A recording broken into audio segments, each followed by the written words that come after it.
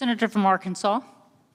For almost 4 years now, Joe Biden has subjected our country to economic misery, uncontrolled crime, international humiliation, and now, on the way out of his failed and scandal-plagued presidency, he's showering gifts and favors on some of the most depraved human beings. Started last month with Hunter Biden pardoning his own son, not just for the crimes he was convicted and pleaded guilty to, but for all crimes that he may have committed. Lord only knows what Joe Biden was trying to cover up. The hits continued when he issued 1,500 blanket commutations for criminals whose records, by his own aide's admission, he did not review, whose victims he did not consider. An affront to the pardon process envisioned by our founders, which was intended to correct specific and limited errors in the criminal justice system. Among the beneficiaries of these commutations was a corrupt judge who sent hundreds of kids to jail for bribes. Yes, a judge took bribes to imprison children. The victims of the so-called kids for cash judge included a young man who later killed himself. These 1,500 commutations also benefited hundreds of drug dealers, fraudsters, and thieves. Joe Biden and those who control him, though, didn't seem to care about the victims of these criminals. Instead, they just continued their uncaring, offensive giveaway to criminals. The hits continued. In just the last 2 weeks, we learned that the Biden administration released 11 Yemeni terrorists from Guantanamo Bay, including 2 suspected bodyguards of Osama bin Laden. We also learned that Khalid Sheikh Mohammed and 2 other architects of the 9/11 attacks will avoid the death penalty as the result of a Biden administration plea deal. That plea bargain is an insult to the sacrifice of the thousands of young Americans who left their homes, their families, and their professions after 9/11 and volunteered to go fight on behalf of our country. That is an absolute disgrace, and it alone would blacken the legacy of any presidency. There should be a Senate resolution condemning every single one of these commutations and the release of every single terrorist. Unfortunately, Senate Democrats would block every single resolution.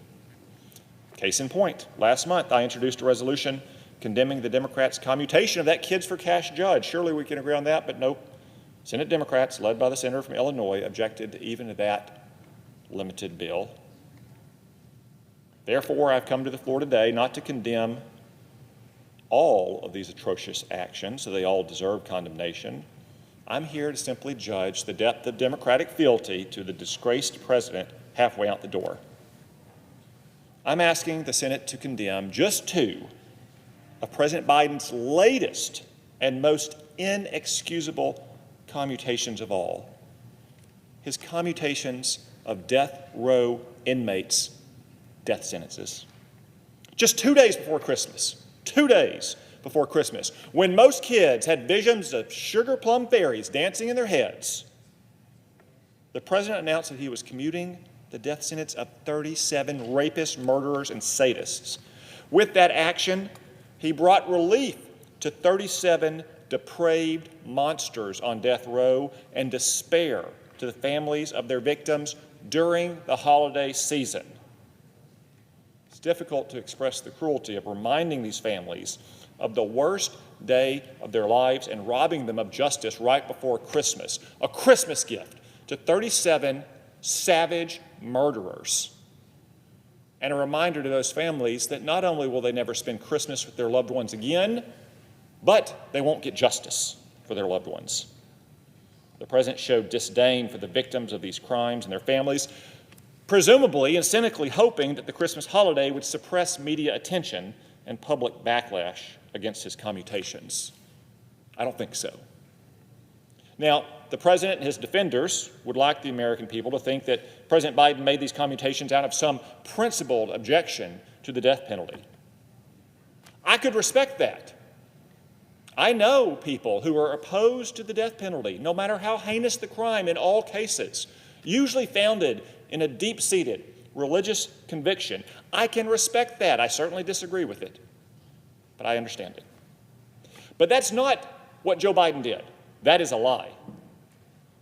He commuted the sentences of 37 death row inmates, and he left 3 killers on death row. Who are they? You may have heard of them.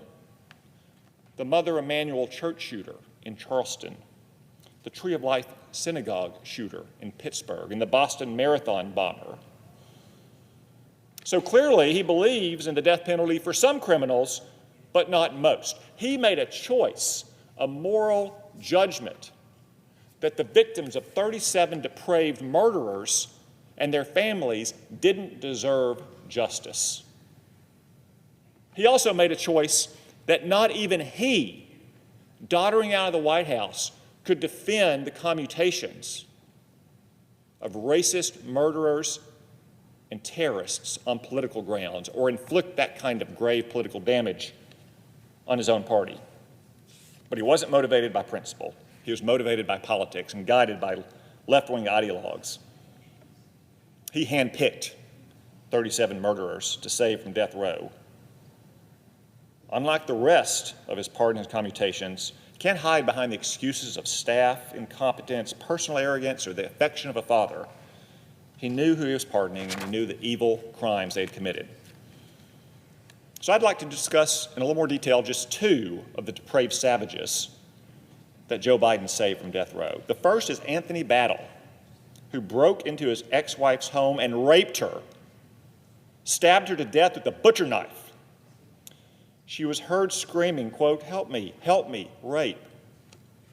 She was a United States Marine, and Anthony Battle raped and murdered her.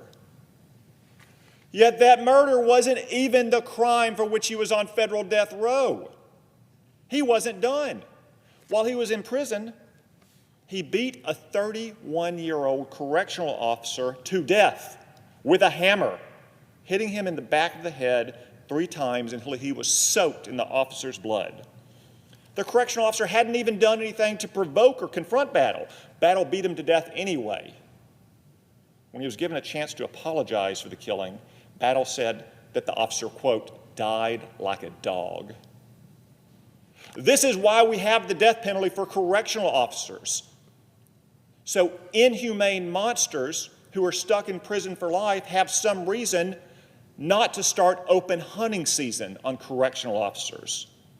This is the man that Joe Biden decided deserved mercy 2 days before Christmas, a man who raped and murdered a U.S. Marine and bludgeoned a peace officer to death. Joe Biden also saved the life of Marvin Gabrion, another rapist and serial killer. While facing trial for raping 19-year-old Rachel Timmerman, yes, that's right, he was on trial for raping a 19-year-old girl, Gabrion kidnapped her. He bound her body with duct tape, he chained her to a concrete block, and he threw her into a lake while she was still breathing. Her last moments filled with terror and agony. In addition, he also killed her 11-month-old baby, 11 months old. He allegedly confessed in prison that he, quote, killed the baby because there was nowhere else to put it. This is the man that Joe Biden also decided deserved clemency 2 days before Christmas. It is an ancient truth that some crimes are so evil that the scales of justice can never balance, so long as the perpetrator lives. Every day that men like Marvin Gabrion and Anthony Battle draw breath at the expense of American taxpayers is a day that justice is denied. There is no forgiveness in this world for what they did, and there's no redemption. The sooner they exit this world, the sooner they will face the full measure of justice in the next. And that's just 2. I could give you 35 more examples as well. That's all I'm asking for today. Unanimous consent for 2 resolutions. The first one condemns the commutation of Marvin Gabrion, a rapist and serial killer. The second condemns the commutation of Anthony Battle, who raped and murdered a U.S. Marine and bludgeoned a correctional officer to death. So, Madam President, I ask unanimous consent that the Senate now proceed to the en bloc consideration of the following Senate resolutions, which are at the desk. Senate Resolution 24, Senate Resolution 25.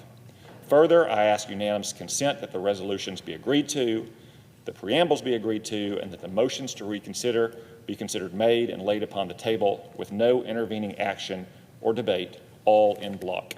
Reserving the right to object, which I certainly will, I want to briefly address what the senator from Illinois said about my resolution condemning these two death sentence commutations. And I want to acknowledge the senator from Illinois as a longtime and principled opponent of the death penalty, based, I believe, in part on genuine and deep faith convictions. Had that position for years. And as I said, I can respect that. The senator from Illinois would presumably want to see the commutation of the Mother Emanuel Church shooter, the Tree of Life Synagogue shooter, and the Boston Marathon bomber. Strongly disagree. I can respect it. It's not what Joe Biden did. Joe Biden picked and chose which depraved murderers and rapists deserved to live and deserved to die, denying justice to the families of all those who were killed by anyone who wasn't totally politically toxic. Second, the senator from Illinois said that he did not hear 5 words in my remarks. He repeatedly said he didn't hear 5 words in my remarks. Those 5 words he didn't hear are life without the possibility of parole. That is true. He didn't hear those words in my remarks. That's not what these murderers were sentenced to. They were sentenced by a jury of their peers to the death penalty. And one of them, that I offered the resolution on, Anthony Battle, murdered a correctional officer while he was in prison for life. Giving these 37 depraved murderers life in prison without the possibility of parole doesn't solve the problem. It creates 37 new potential problems. Open hunting season on correctional officers at every facility where they are incarcerated. Again, that is why we have the death penalty for the murder of a correctional officer, because otherwise there is nothing for these depraved men to lose. Now, Senator Urban also mentioned a few of President Trump's pardons of Medicare fraudsters or political allies or others. I haven't reviewed every one of those cases. I'm not prepared today to say whether I would support them or not. Some of them sound pretty bad. Here's what they aren't, though. Heinous murderers who duct tape a woman alive, tied her to a concrete block, and threw her in a river while the murderer was on trial for her rape, and then killed her 11-month-old baby because he didn't have anything better to do with it. He mentioned the January 6th defendants. President Trump has said he's going to likely issue pardons in some of those cases. I think that's appropriate. Many of these men and women have been convicted of misdemeanor crimes like parading and picketing on public grounds without a permit, and they had the book thrown at them, including a 72-year-old great-grandma who was just walking around wearing a red MAGA hat. I hope the president will review these cases on a case-by-case basis. I think all presidents should do that.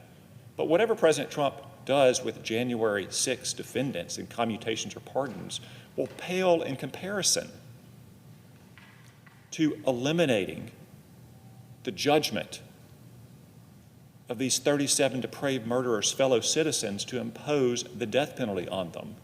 It will pale in comparison to depriving these families of some measure of justice 2 days before Christmas. So I do object to this resolution, and I cannot believe that this Senate, our Democratic colleagues, cannot bring themselves to condemn some of these pardons over the last 2 months of Hunter Biden, or the Kids for Cash judge who sold kids into juvenile detention centers for bribes, or now depraved murderers. I object, Mr. President. Objection.